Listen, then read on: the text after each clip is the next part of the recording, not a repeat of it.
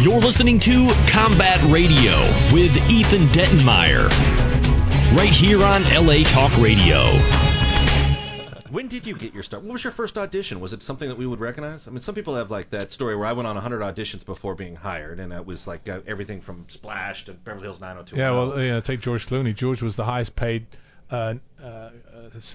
pilot actor in Los Angeles. Yes, he was. He did so many pilots, and he actually joked. He said, "Well, if this pilot has me in it, it's not going." Yeah, I heard that from him. No, that's true. Because in the old casting office when I was at Warner Brothers, the casting building had all the posters of the pilots they'd shot in series, and he was in, I swear, 12 of them. Yeah, no, George did a lot of them.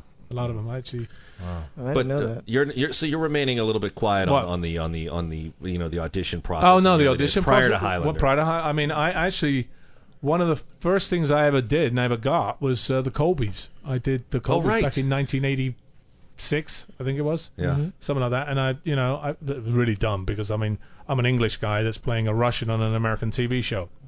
Go figure, I was kind of, But at that point, aren't you embracing it because it's a paycheck? Yeah, of course you are. Of course. I mean, I was really excited about it. I mean, whenever you get a gig, yeah, totally. You're like, oh, I got this great Falcon gig, Crest, the best show ever, man. Yeah, exactly, man. Yeah, my mom's like, no, you be very careful. Hollywood is very different. I'm like, she's Italian, my mom, just so that you know. She was giving you advice on. Oh, yeah, she was like, my mom was not excited about the prospect. She was like, Hollywood's really. She'd heard all these things about Hollywood, and so she's like, well, you got to be careful. Don't let it go to your head. And my mom's always been very grounded, so that's good.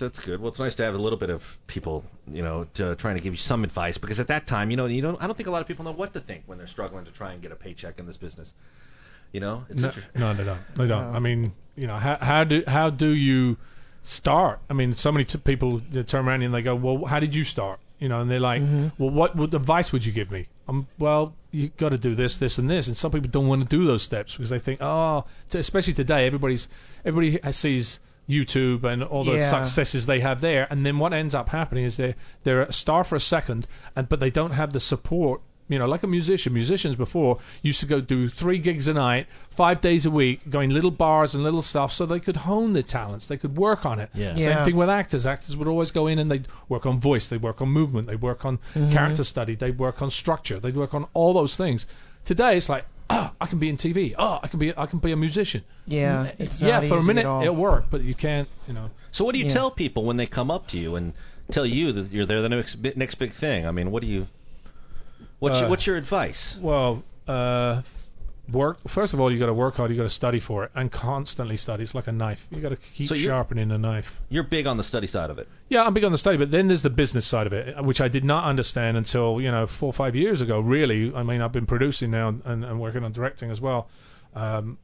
And you really have to understand that it is about schmoozing. It's about who you know. It's not about what you know.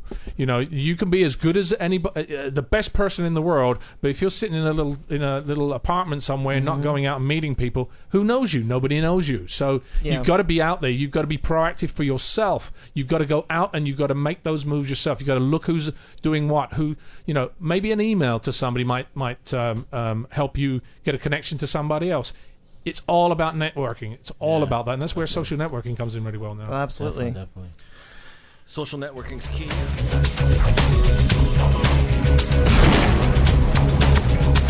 You're listening to Combat Radio with Ethan Dettenmeyer, right here on LA Talk Radio.